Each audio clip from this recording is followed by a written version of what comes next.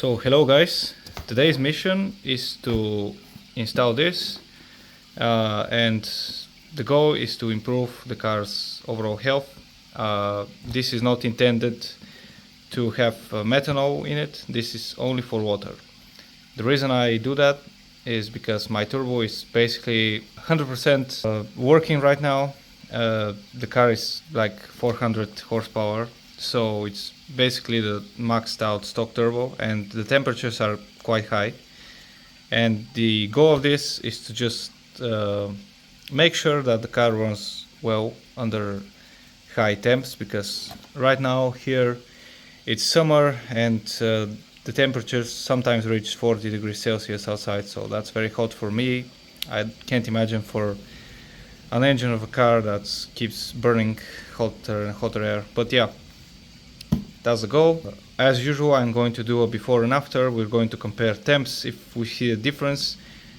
I don't know what to expect from this, so I'm not gonna give any assumptions. We'll just see what happens. But yeah, first let's start with unboxing.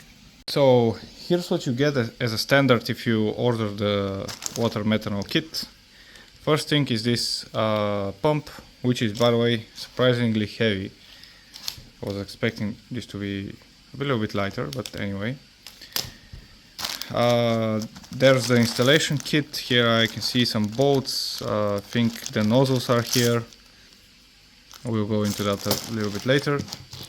We have hoses and the protection for a wire harness. We have this ECU and a bunch of wires that it's good that they are plenty long, so we can run them on the back of the car or whatever we decide. And a water tank as well. That's what you get from the standard kit. Now, I went and bought these two things as well. So this is a filter. So you don't get it as a standard, but I decided it's not expensive, so I just got it.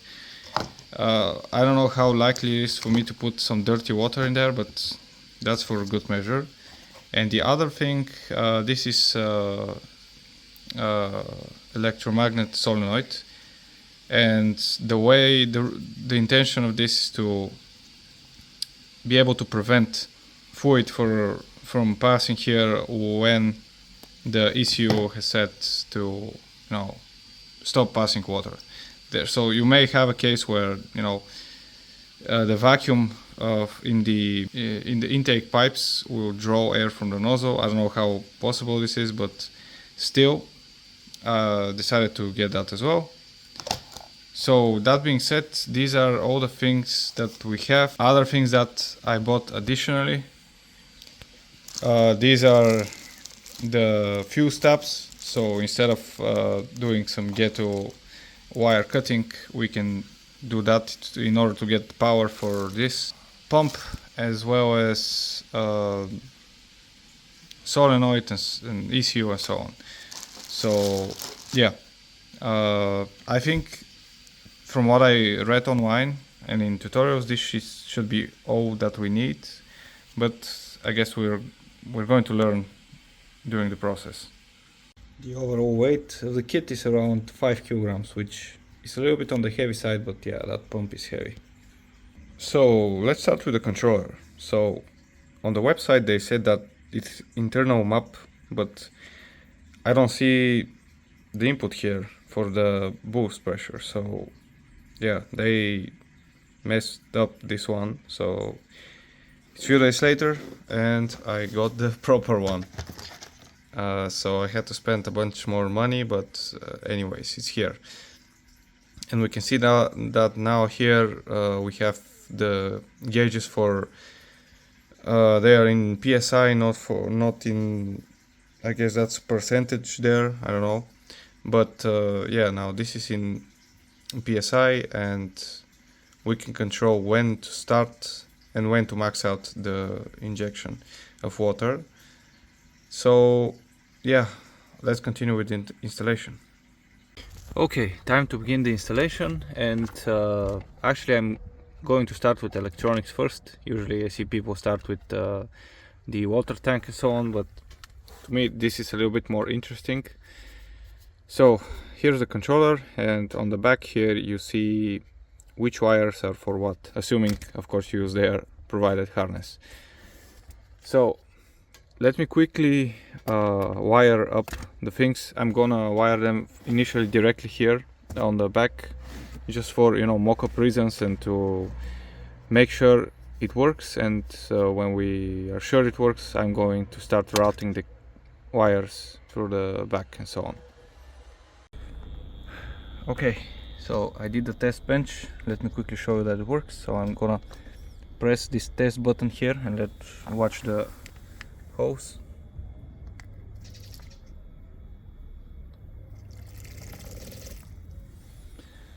Okay, so now let's go through the wiring. So to the battery we have the black, the red and the yellow. The black is ground, red is plus, and yellow is activate. So this is, the yellow is going to be like your switch. So you're gonna want to hook up the yellow to something that has power only when the car is running. Yeah, then let's move to the tank. So for the sensor here, the white and the brown cables are for the sensor, plus and minus. And then for the pump we have the plus one is the pink one and the minus is the orange one on the harness.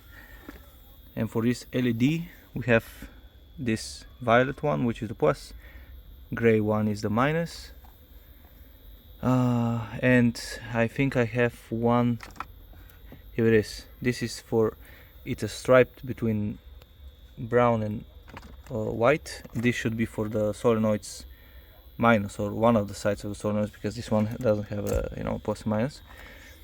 But yeah, and it works. I also tried blowing in, so let me try to blow into this. You hear the motor.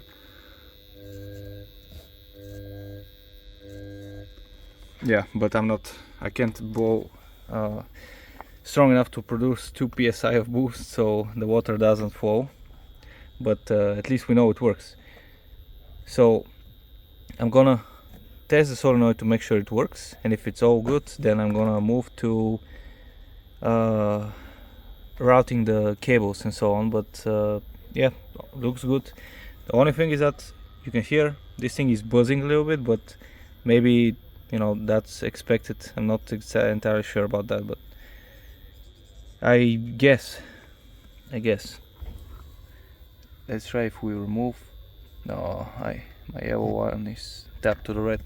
I think this is only when the controller is activated, so that should be only during while the car is running, hopefully. But yeah, let's move on.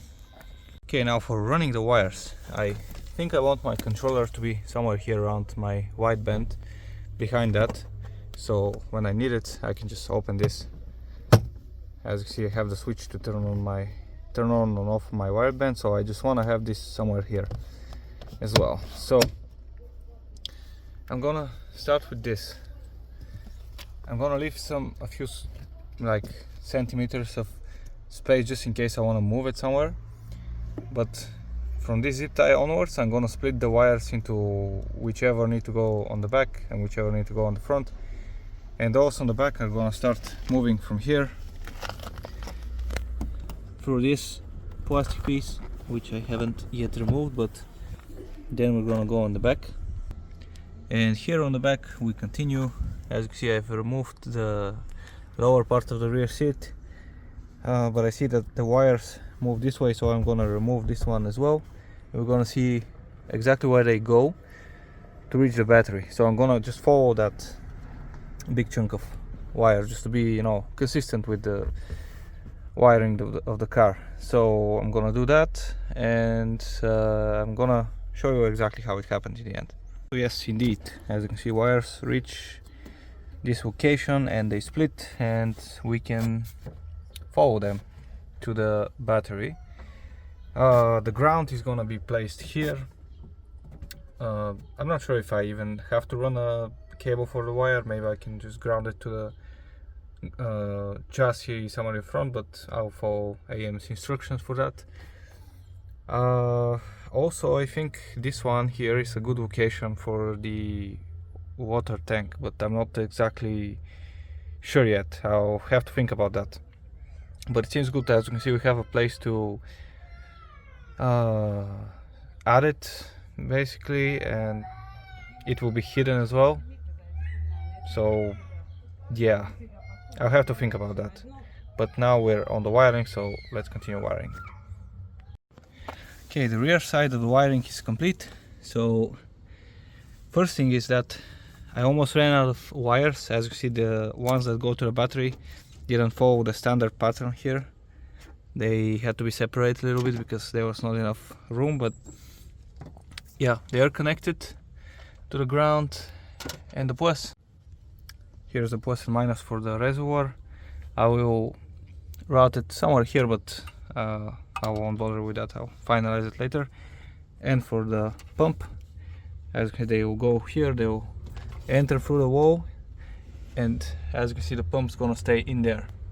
As you can see, I made a small bed for it, so I think that's gonna be the location for now. And for the water tank, I'm not gonna show you how I'm gonna do it, but I'm just gonna make a small plank and I'm gonna hook that on the plank, and then maybe I'll show you the final result, of course. Also, while the back seats were removed, I decided to remove the cross braces as well to compensate a little bit for the weight gain that we're about to do with the water injection system.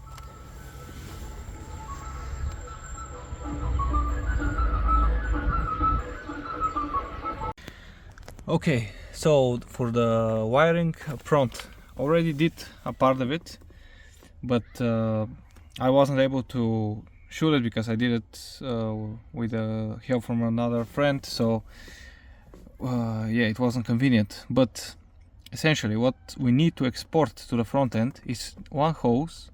This hose is for the boost, and then one wire for the solenoid and one positive wire. So this one is going to be tapped from the cigarette lighter, but I'm gonna do that a little bit late. Right now I haven't, as you can see, I haven't done anything. As you can see, the hose is just sticking out. I only routed the wires. So here there's a small hole. Usually it's covered with a rubber cap, but I removed the cap. Actually, I pushed the cap inwards. That was very dumb of mine, but anyways. And this one continues. Sorry about the noises, by the way.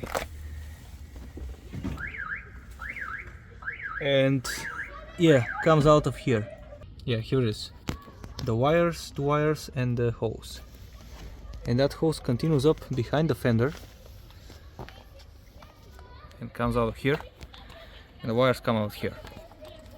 Wires are gonna be connected to the solenoid, but I haven't done that yet. And here I've taken the hose that goes into the ball valve and I split it in three. So one goes to the ball valve and the other continues into the cabin. Now for the ECU, as I said, I kind of wanted to have it here somewhere on the back so that it's not shown fully. So I'm just gonna try to add it here somewhere.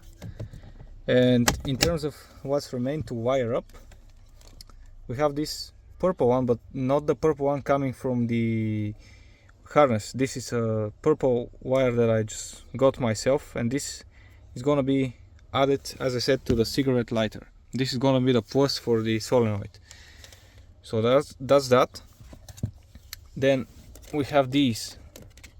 1 second. We have the coming from the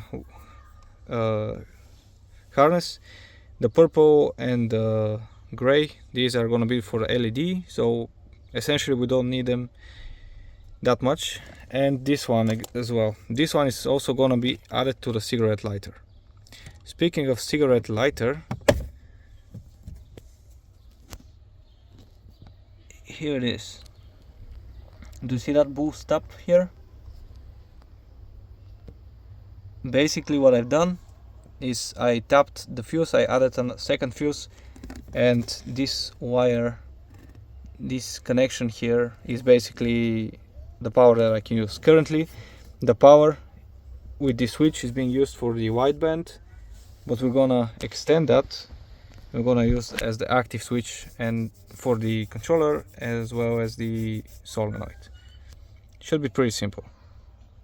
Also, I'm going to add a switch for the water injection system. I don't know if I said that already, but yeah, I want it in case it's like winter and it's cold and I don't want to, you know, I don't want to run it because it's the water may be frozen, so I want to empty the tank and so on. So yeah, that's the reason I want to do that. And yeah, that being said, I think the only like major thing left to do is wire the hose for the water and then add the nozzle. But nozzle, actually today I don't have the thread necessary because it's, you know, American standard national pipe thread.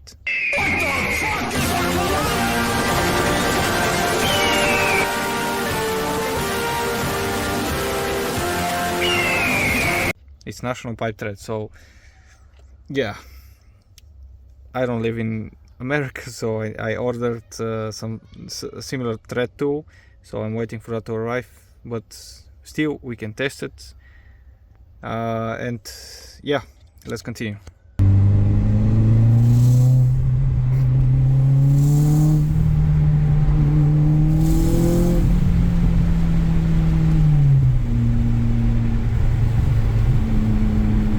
And here's how the tank is gonna sit. I made some flange here to attach it, and then this one to support it to not allow for it to wiggle. I'm not, you know, flexing with my skills here, but I think it looks, I mean, it doesn't look good, I guess, but it's not moving, it's stable, so that's what's important here. The other thing is that this thing can be hidden now, because now if I put this plastic piece, we'll have it behind it.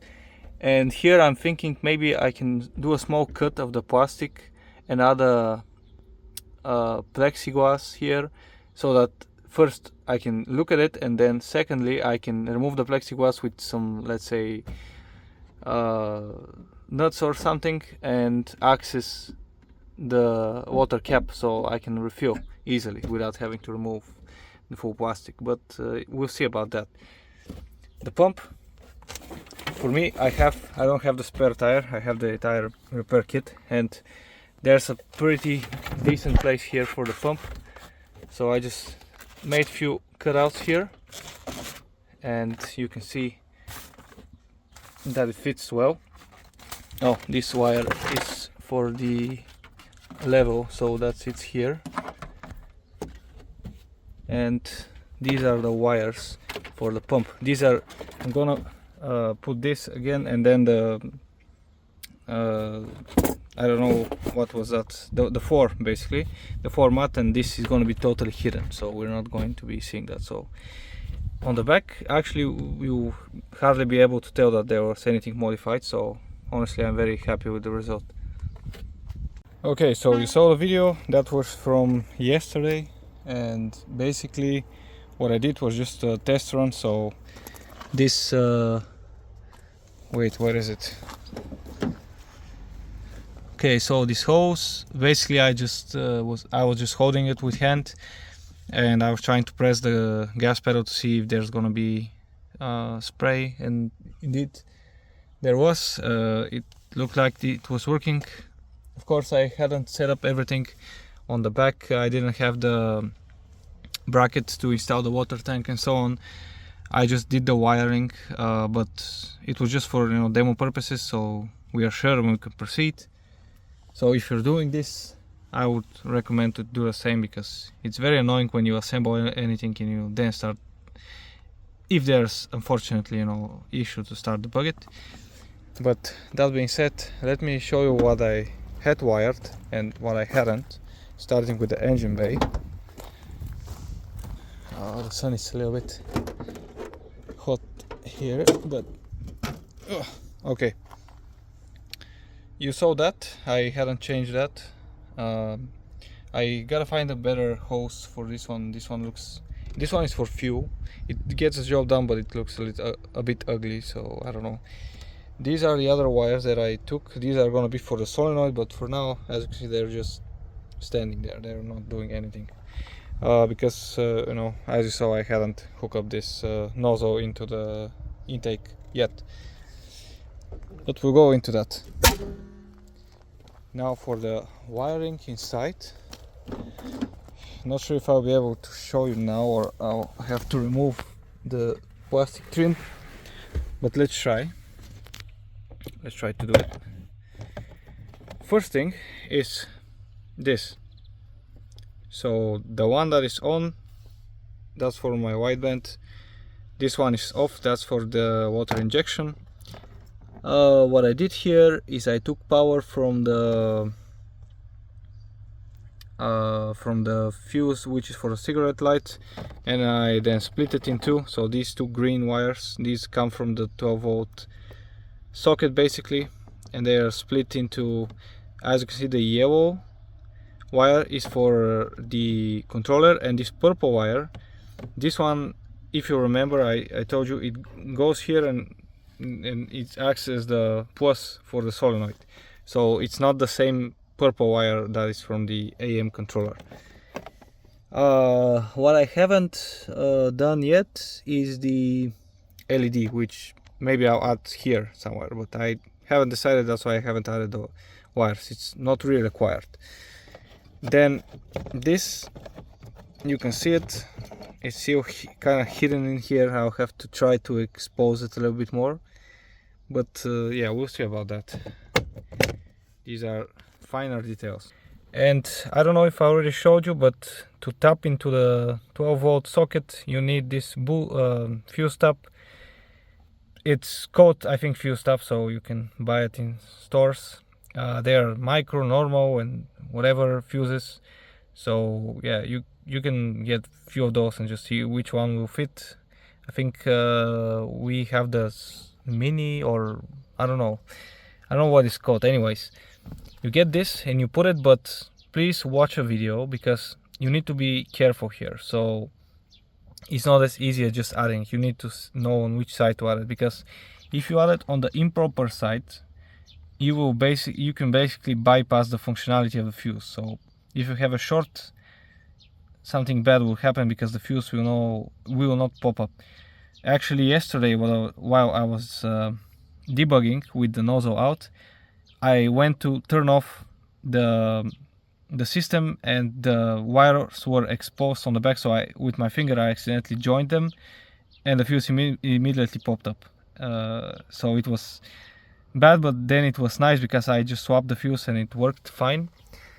So yeah, here as well on the first row is your original fuse. This one goes for the 12-volt socket in this case, and then this fuse you put on the second slot. This will be for this red power outlet.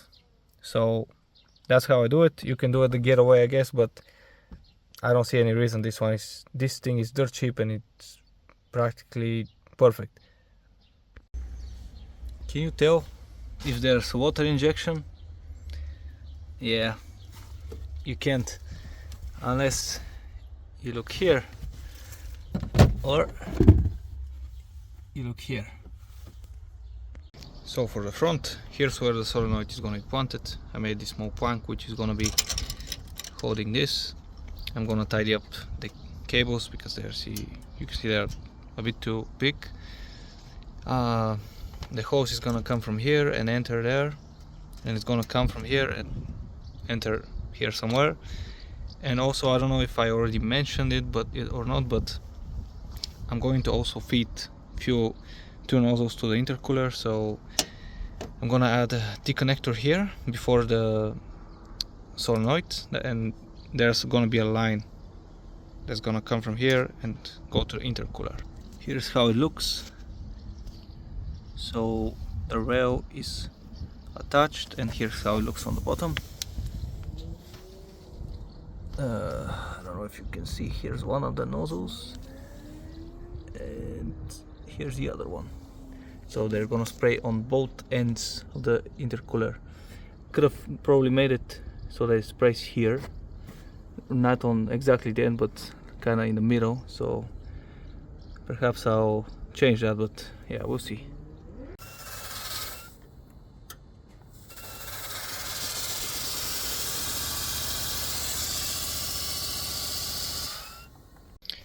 Okay, so in terms of the interior, I think this is very close to being final.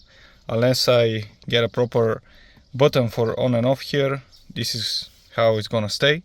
So as you can see, there's a small green button, sorry, small green LED here. That LED is the indication if the system is working or not. Currently, as you can see, it's not being lit up. So if we need to enable it, we open this. This is for my wideband, this is for the AEM. So, and there we go. The ECU itself, it's hidden in here. So I can quickly press the test button and we can observe this LED.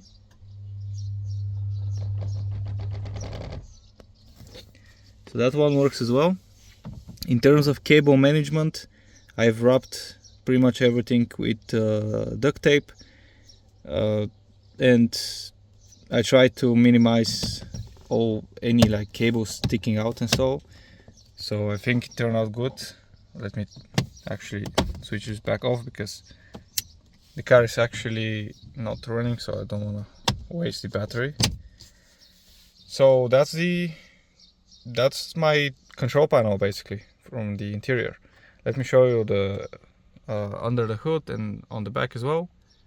And yeah, for the tank, in order to be able to fill it easily, I drilled a hole and I added this hose, and this hose is gonna come from here because this one is not covered by the plastic cover. The plastic cover goes until here.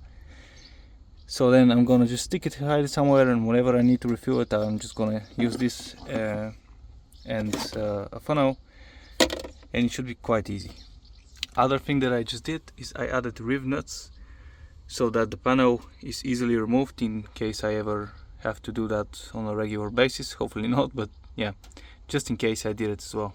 So after a few days of driving the car with just the intercooler spray, I finally received this Mishimoto bunk.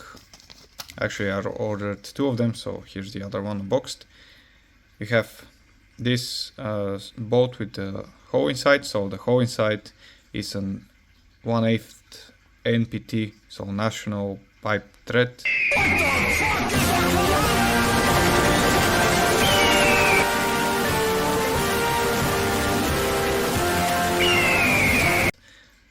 And the thing is that you drill a hole into your rubber intake pipe, you add this, you add the nozzle, and then you add this O-ring, and finally screw it with this small nut. This thing will make sure that it will not move and it will stay inside.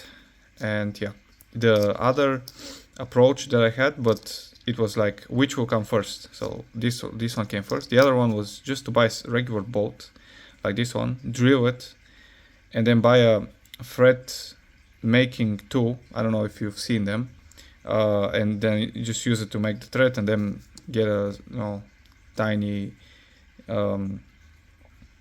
nut and basically achieve the same thing. But this one came first. I bought it directly from the Mishimoto's website. It was quite expensive to come to Europe, but anyway. Now let's go to the car, let's install this, and let's see how it goes. Okay, so here I have it installed on the charge pipe. I decided to do it right here on the corner, on the turn. So that means that the nozzle is gonna come from above a little bit. I decided to do it like that because it wouldn't interfere with the intake box that I have. In terms of installation, I only removed this side of the from the throttle body side, drill the hole. The hole was with this, I think that's a 10 millimeter. was just as big enough to, you know, fit that. I did have to snap it a little bit. I did have to push it. Then I torqued it on with this adjustable wrench, because again, American standards, I don't have the proper tools for that. I could have done it easier if I removed that, but this pipe is so stuck here that I just, if I have to remove it, I'll have to cut it. And currently I don't have a replacement, so I just did it the hard way. By the way, look at my hands. This is dirty as hell. It's a very bad rubber pipe, worn out, so I need to replace it sometimes, but that's a story for another day. Now we have that here. I'm just gonna reinstall that. I'm gonna do a few tests and I'm gonna start driving. There we go. Let me go wash up and we're gonna do some dyno. Okay, so right now it's the perfect time to test this system because the temperature today is 39 degrees. Currently it's like 4 p.m. so it's deadly inside. If you stay more than, I don't know, 2 minutes, at least I start to get a headache, so it's very, very bad outside. And I just opened the EvoScan. So what I'm gonna do now is I'm gonna drive a little bit, warm up the car real well, then do some pulls without this system running. By the way, I don't know if I already showed you this, but here's how I added my LED. So right now it's turned off and we're gonna do some pulls now. We're gonna, you know, get the measurement, then I'm gonna turn it on. So to turn it on, I already probably showed you, but from here I turn it on, then I'm gonna drive a little bit, like for 5 minutes, and then I'm gonna start doing more pulls, and then we're going to compare the results. The pulls are gonna be done on exactly the same location. So this is going to be one of the best back-to-back tests that I've done, because usually if I do a like back-to-back test on new tires, new rims, new downpipe or something, it still needs a day to change that. But right now it's going to be like 30 minutes maximum difference. So that's going to be a good back-to-back. Hopefully there's a difference. Hopefully it's more power. But even if it's not, even if it's the same, the fact that right now it's 40 degrees outside almost, I think it's very helpful for a car to have a water spray on the intercooler and on the engine. But that being said, let me do the tests and I'll come back to you with the results. Okay, I did all the runs, and what you're looking currently is the runs without, these are the runs without the water methanol injection system on. So here's what you got here: 335, 322, 339. The temperature is again adjusted, so this is the temperature of the air. So let me be a little more clear about it. So IAT, and I usually like take the lowest one, so it's 45 degrees. Okay, so I lied, I took 46, but 46 is like here on the middle of the run. So 46 is the temperature of the intake air. This one, for example, this one is 43. Here's how I check that one again. 44, and here is 43, so I added 43.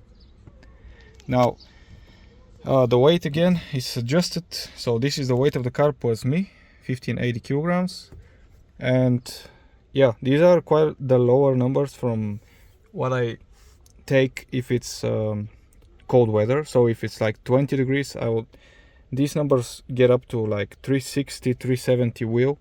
So yeah, the heat does really impact the performance. Now I haven't opened the other ones, so I'm just going to open them and we'll see them. Okay, I loaded the other runs and I adjusted the temperatures here as well. And starting with power, so it looks to be pretty much the same, although they do show a little bit more. As you can see, the green one and the gray one are the last two runs that I did. The orange one is still one of the new runs, but it's the first one, and then the red is one of the old runs. I just left that. And as you can see, the curve here, I don't know why I stopped the red so early though. Maybe I should have opened another one. Wait a second. Yeah, I think I chose the red one because the others are lower. So as you can see, the green one here, and you can also see the blue one. This blue one, for some reason, it's again, it should be till 7,000 RPM, but for some reason it's not showing. But anyway, yeah, I chose the red one, but the red one, something happened with it as well. Anyways, the curves are pretty similar. Maybe here after like 6,000 or after 5,500 RPM, maybe the newer runs are a little bit higher. But that's up to debate. Maybe I'll have to do some more runs to verify that. Even though this one, as you can see, shows like 350, which is higher than that. Anyways, that's one thing. So everyone knows, I mean, everyone says on the internet that just adding water or methanol will not improve your performance of the car in terms of more power. Although it looks like there's slight more power. That's within the range that I was expecting. I was expecting like 5 to 10 horsepower more. AFRs as well, I forgot to say, they're hovering between 11.3 and 11.7. It's not the same every run, but you know, it's there. So the interesting part that I wanted to show you. So let's start with this. So this is the first one, right? Let's check the intake air and the mat. The mat is the temperature inside the intake manifold. So IAT 46, mat 55. So 55 is the temperature of the air that enters the engine. That's on the first run. Second run, that's still on the old, I mean that's without the water injection system on. IAT and mat. So we can see mat is 44 and IAT is like mat is like 57, IAT is 45. Next run, this is still with the system off, so IAT and mat. So mat 55, IAT is 44. Now let's go to the new run. So this is the first run that I had. So this one is basically turning the switch on and just going for throttle. So, and even though, as you can see, it is slower a little bit. So in IAT is 42, mat is 53, which is a little bit better, but not that better. Let's check the other one. So this is the second run. So basically, the water had time to spray on the intercooler, right, on the first run. So now the second run, we start with the wet intercooler. So let's check the IAT and let's check the mat. Check this out. IAT 42, mat 50. So we're looking at 2 degrees lower temperature. That's good. I mean, that's and if you look at it different way, sorry, my hands, I try to clean them, but as you can see, there's still some dirt. 7 degrees. So 7, the air entered X amount of degrees and it exited X plus 7. So that's, I mean, 7 degrees difference. I think it's quite good, especially for that kind of weather. And now let's check the final one. So now there's quite a few water on the intercooler already at this point. And let's check. So the blue one is the mat, the green one is the IAT. Check this out. IAT 42 degrees and mat is 40. Check this out. So usually if an intercooler works at 100% efficiency, I think it's expected to be like 10 degrees higher, or at best case like same temperature. What we got here is actually a lower temperature. We got an air of 42 entering. Goes to the intercooler, and my battery overheated because, as I said, it's very hot outside. So yeah, I'm at home right now. But yeah, it enters as 42 and basically exits lower than it enters. So it's essentially like a fridge. Lowers the temperature compared to ambient. So that is insane. That's exactly what I wanted, honestly, because now I will be very confident in driving the car at all terrains and all, you know, environments. I hope that the weather will not get any hotter than that ever here where I live, but if it does, even if it does, I'm still, you know, comfortable with driving the car. And as far as usual weather goes, like between 20 and let's say 32 degrees, in that case I think this system will be perfect. I'll do a few more tests. Maybe I don't know if I'm going to show them, but if I decide to edit the video later, then yeah, you will see the results from that one as well. But so far we do gain a tiny bit of power, and we do gain quite a lot of safety. So for me, that's a big win. Yeah, and also here's the red or the run without the water methanol injection. I managed to extend it till 7,000 RPM, and yeah, you can see what I was talking about. So it is pretty much the same with the other runs as well. So like that, you can see that all of them, the blue and the green one, they fall below on the top end. So, and honestly, that's where the difference should be made, right? Because the water starts spraying as soon as I get on boost, which is around 4,000 RPM. But that's on third gear, and in order for the water cooling system to take into effect, you basically need some time. And as it is currently, from 4,000 to like 6,000 RPM, it takes like crazy low amount of time. I mean, the car's very fast. So yeah, I think that kind of shows again some good performance improvement there. As you see, 335, 339, 335, 346, 346. These are the two new ones. So it's consistent as well. That's good. So with that, I think I could conclude that there's more power, but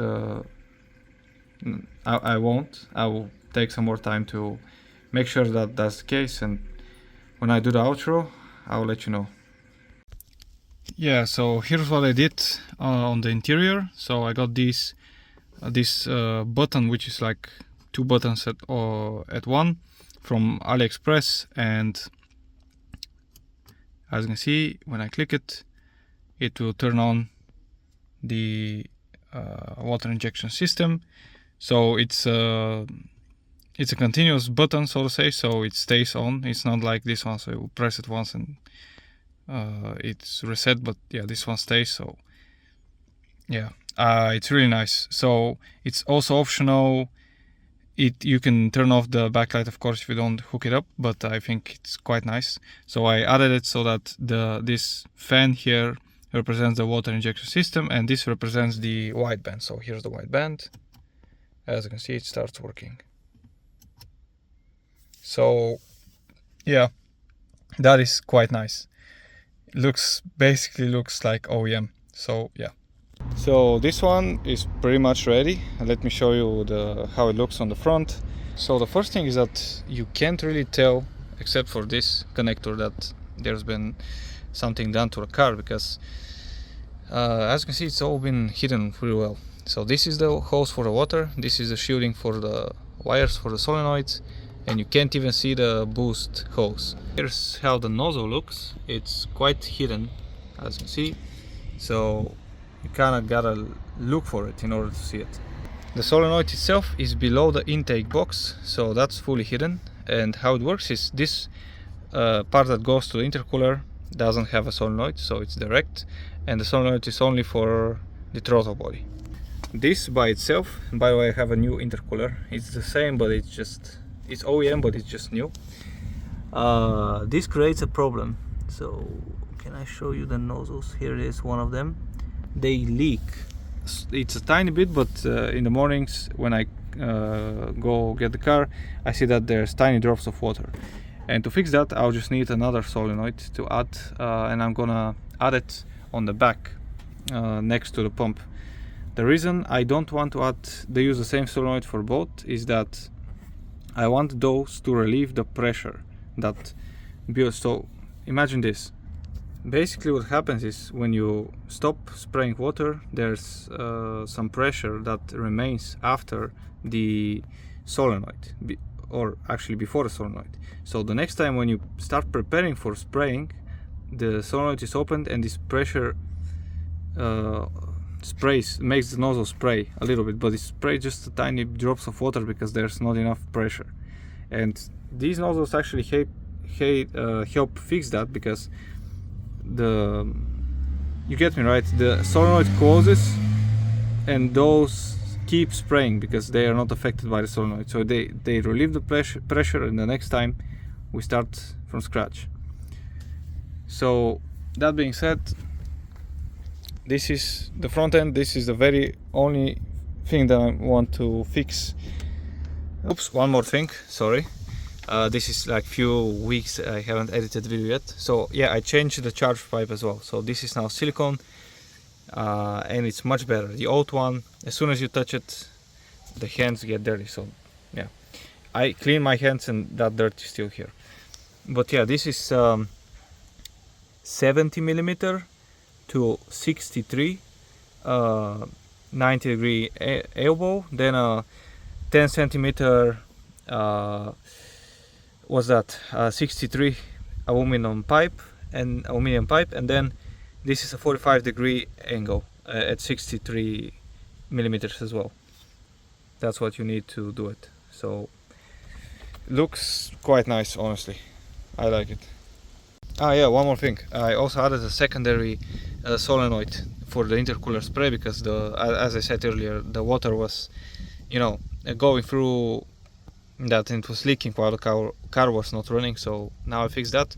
The reason why I'm not using one solenoid for both of them is that basically I want to make them be able to individually spray in the intercooler in the future with some sort of button on the steering wheel. So that's why I'm doing that, because now the water will come here, and if only that solenoid is open, then it will only spray to the intercooler.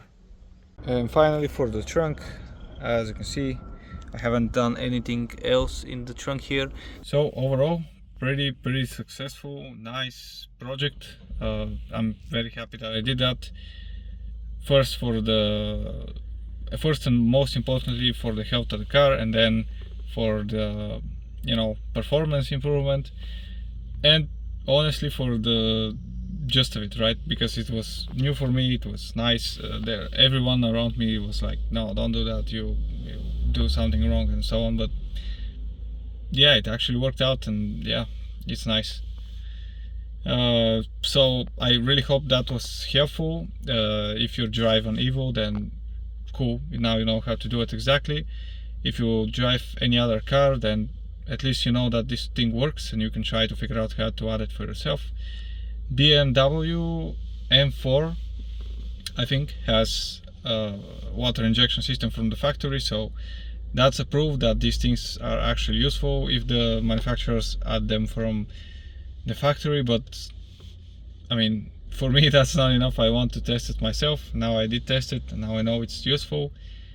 And yeah, hopefully you find that helpful, and see you next time.